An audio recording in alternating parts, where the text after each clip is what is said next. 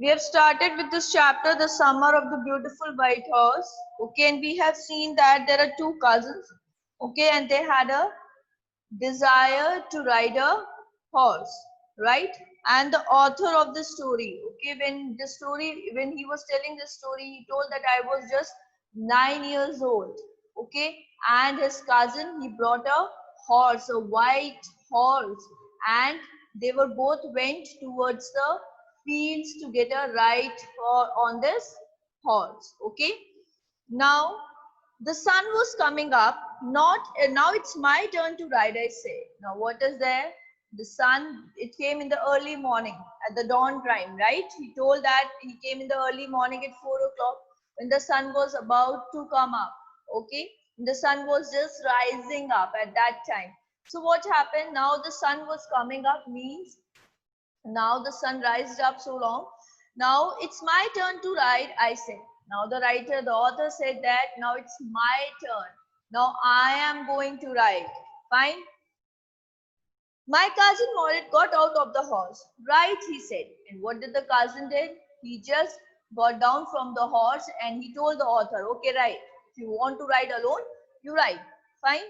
I leaped to the back of the horse and for a moment knew the most awful fear imaginable. The horse did not move. He said that I just jumped on the back of the horse. But what happened when this author, he just jumped on the back of the horse? At that time, he had a fear because he was riding first time and alone too. So he said that you cannot imagine what the fear I faced when I just leaped in the back of a horse. Okay, and the horse did not move. He said that I was sitting on the back of the horse, but the horse was not moving. Okay, kick into his muscles, my cousin Moritz said. What are you waiting for? We have got to take him back before everybody in the world is up and about. What did the cousin? He just instructed the narrator, the writer. He told him to just kick on his muscles. Then only he is going to move. Okay. And he said that go and take a round and come fast. Why? Because before everyone would get up, we have to take this horse again to its place. Okay. I kicked into the muscles of the horse. Once again it reared and snorted. He said that the writer, as soon as the narrator kicked on the muscles of the horse, what happened? Reared, R-E-A-R-E-D. Reared means raised. Okay, he once more raised his front legs and he just snorted and started running. Then it began to run. I did not know what to do. Instead of running across the fields to the irrigation ditch, the horse ran down the road to the vineyard of Dickon Helbin, where it began to leap over vines. The horse leaped over 7 vines before I fell. Then it continued running. Now what happened?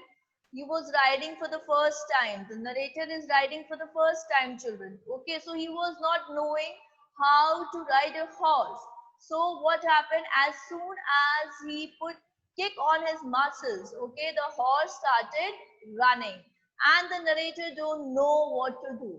Okay, and what did the horse started? He started running towards the vineyard.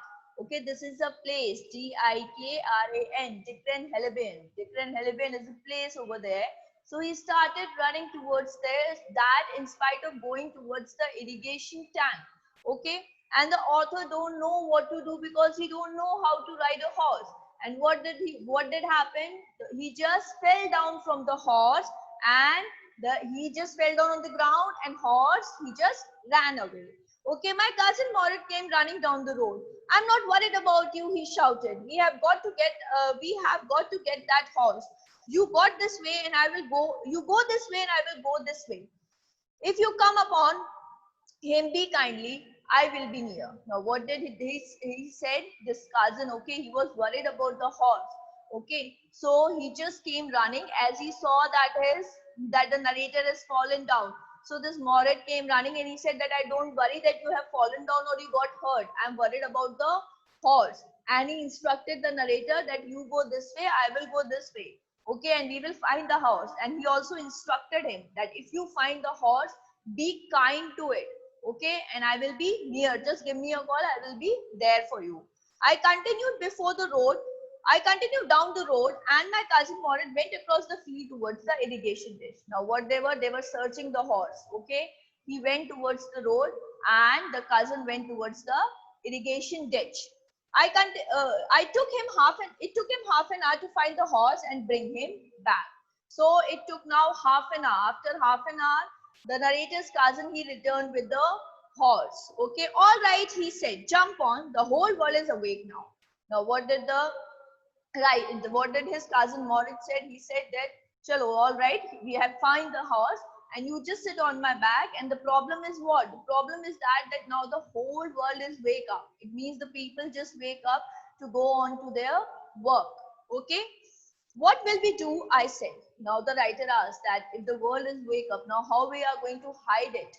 Okay. Well, he said we will either take him back or hide him until tomorrow morning. He said that we have two options. Either we take him back. Okay. Either I take him back from where I took him, I just keep it there only. Or the second option is till tomorrow morning, I should hide him somewhere. Okay. He didn't sound worried and I knew he would hide him and not take him back, not for a while at any rate. Now the writer knows, the narrator knows this thing, that what is there, this cousin is not, his cousin he did not have an intention to return it back. He know that his cousin is going to hide that horse only. Where will we hide him? I said. Now the writer asked that, okay, if we are going to hide him, then do you know the place where we are going to hide this horse? I know a place, he said. How long ago did you steal this horse? I said. Now what is there? The cousin said, I know a place. Okay.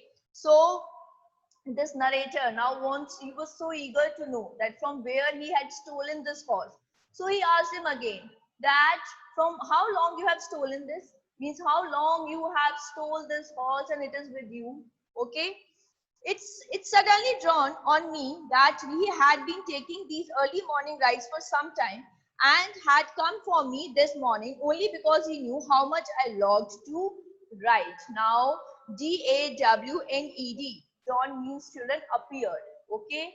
It came into the mind of the writer. What it came into the mind of the narrator? It came into his mind that this horse is with his cousin from a long time. Okay.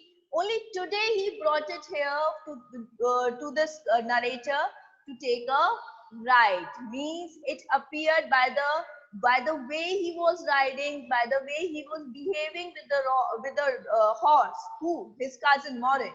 Okay, that by these all things, okay, it appeared to the narrator that this horse he had stolen from a very long time. And this horse is with him from a very long time. And he was taking an early morning ride from a very long time.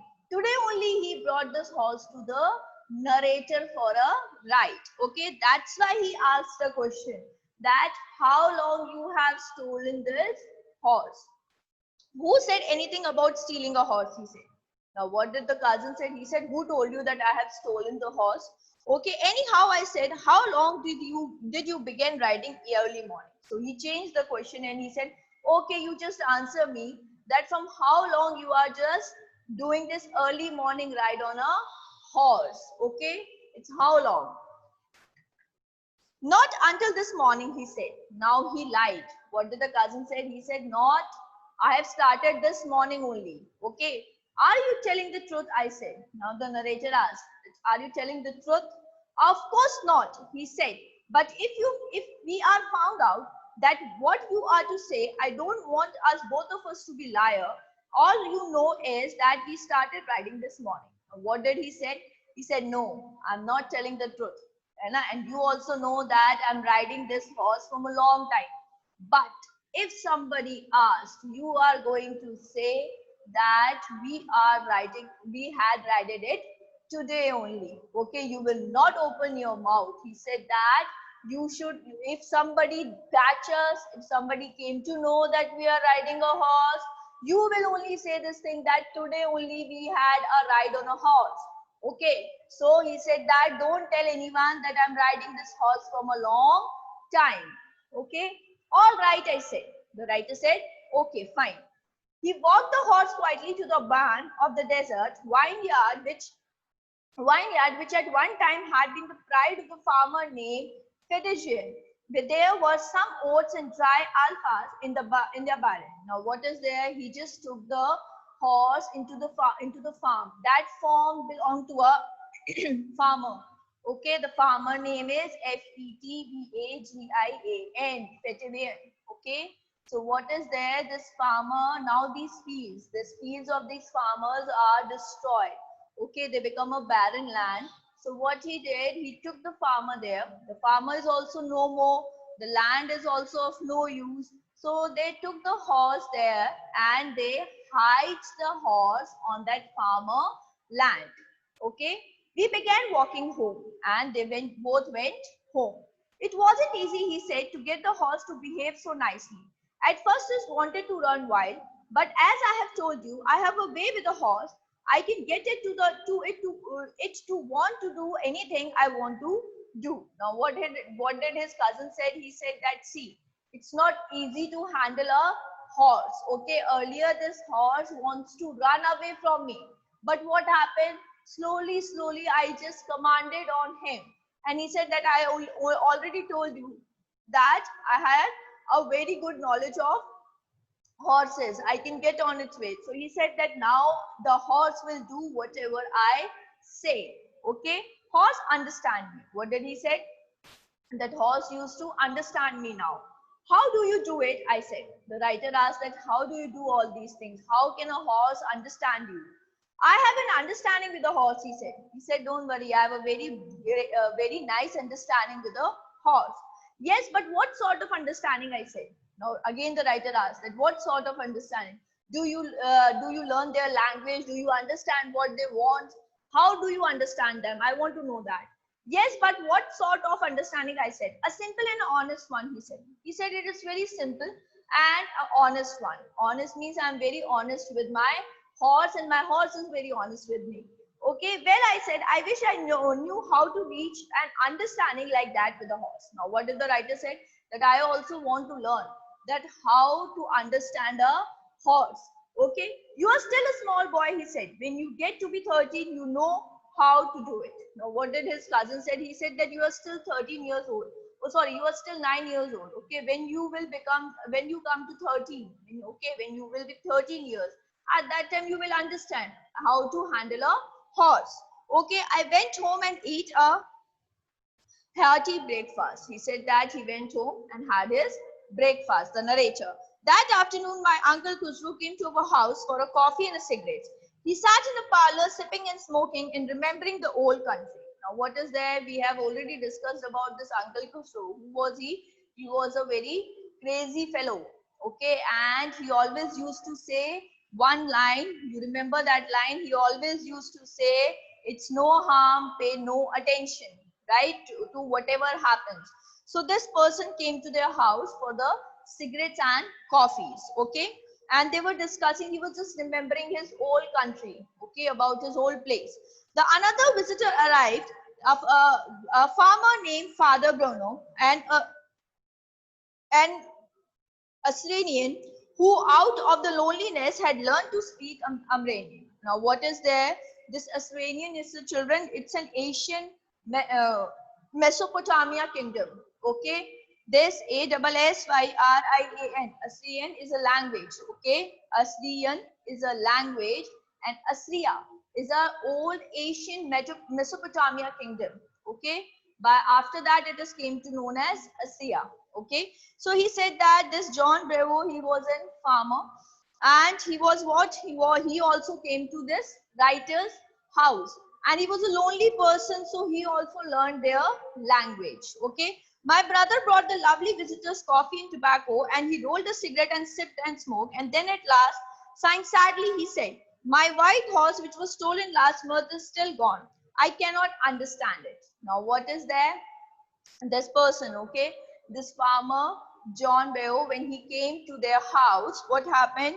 Their mother brought coffee and tobacco and everything, and he was very sad.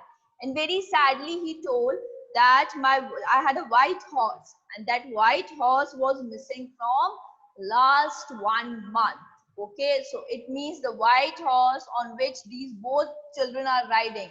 This white horse belonged to this farmer John. Okay, My uncle Khusro become very irritated and shouted, "It's no harm. What is the loss of a horse?" Now what is there? You know that this person is crazy and he always used to say a single line. So when this farmer told that I had lost my horse from last 1 month, so this uncle, he just get irritated and he shouted that, well, it is no harm. If you have lost your horse, it is no harm. Okay, and what is the loss of the horse? Haven't we all lost the homeland? He said, what is the loss? Why are you crying for a loss of a horse? We have lost our homeland. Okay, what is this crying over a horse? That may all be right for you, a city dweller. City dweller means children, a person who lives in city. Okay, to say, John Berry said, but what of the Surrey? Surrey. Surrey is a country in southeast England. Surrey. Surrey is a country in southeast England. Okay, so what is there? He said that the farmer said that it is very easy for you to say that it's no harm because you people are living in a city. But we people, those who are living in villages, okay, we had a very great importance for a horse. So this horse is very important for me. Okay, so he said that what good is a Surrey without a horse? He said the people, those who are living in country, they cannot do their work without a horse. Okay, pay no attention to it, my uncle Khusro wrote. He again wrote that why are you paying so much attention to a lost horse? Okay, I walked 10 miles to get here, John Bevo said. Now this farmer said that I am paying so much attention to a horse because when I was coming here, I had to walk 10 miles. Okay, after walking 10 miles, I reached here. And if I had a horse, then that walk should had been decreased. Okay, you have legs, my uncle Khusro shouted. He again shouted that you got a legs. Okay, why are you behaving like this?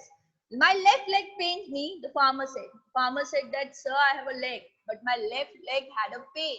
So I cannot walk 10 miles. That's why I bought a horse.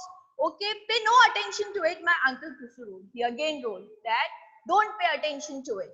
That horse cost me $60, the farmer said. Now the John said that, sir, how you are telling not to pay attention? That horse cost me $60. I bought it for $60 and I lost it now. Okay, I spit on money, my uncle Khusro said. He said, I just spit on your money. Okay, you're just crying for your money. He got up and stepped out of the horse, slamming the screen door. Now what happened? This farmer became very angry. Okay, and he just got up from his chair and he just slammed the door very badly with a loud noise and he just went out of the house. My mother explained, he was a gentle heart, she said. It's simply that he is homesick and such a large man. Now what is there? By this behavior of the farmer, okay, everybody, that this uncle Khusro was very annoyed. So the narrator's mother, he explained to uncle that it is not that this farmer was a bad man. He was a very gentle man. But what is the problem? He was living alone, and that's why he became a little irritated. Okay. The farmer went away, and I ran over to my cousin Maureen house. The farmer, he just went away, and this narrator, he came to know that from where that white horse came. And what he did, he just ran towards his cousin. He was sitting under a peach tree trying to repair the hurt wing of a young robin. Robin is a bird, children, which could not fly. He was talking to the bird. And what is there? His cousin was sitting under a peach tree, okay, and he was just repairing the wings of a bird, a robin bird. Okay, the bird got hurt, and because of that, he was just repairing him, giving him medicines, giving the bird a medicine. Okay, and what is there? He was talking to the bird, and the cousin was talking to the bird. What is it? He said. Now, when this narrator went running, he said that, what is this? Why you came so running? The farmer John Bever said, I said, he visited our house. He wants his horse. You have got it in a month. I want you to promise not to take it back until I learn to ride. Now, what did he say? He said that farmer came to our house today, that John, okay, and I came to know that this horse belongs to him. The writer said, and writer wants his cousin to promise him not to return not to take it back means not to return the horse to the farmer until and unless this narrator learned to ride a horse. So what did the narrator say? That don't return this horse back to that farmer. Okay, first of all, I want to learn to ride on this horse. Then only you are going to return it back to him. Okay. It will take you a year to learn to ride, my cousin Moritz said. Now, the cousin said that you are too small and it will take you a year to learn. Okay. We could keep the horse a year, I said. What did the writer say? The narrator said that, okay, then we will keep the horse for a year. My cousin Moritz leaped to his feet. What?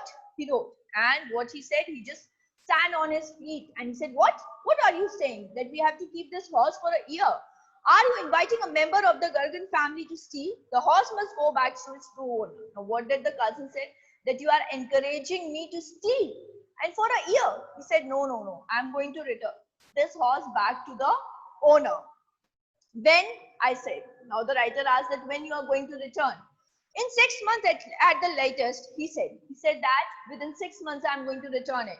He threw the bird into the air. The bird tried hard, almost fell twice, but at last flew away high and straight. And what did he do? He just flew that bird high up in the air. Okay, that bird fall 2 times, but then he fly. Early morning, 2 weeks, my cousin Moritz and I took the sick horse out of the barn of the deserted vineyard, where we had hiding it and rode it. Every morning, the horse, when it was a turn to ride alone, leaped over grape vines and small trees and threw me and ran away. Now, what is there? For 6 months, they have kept that horse.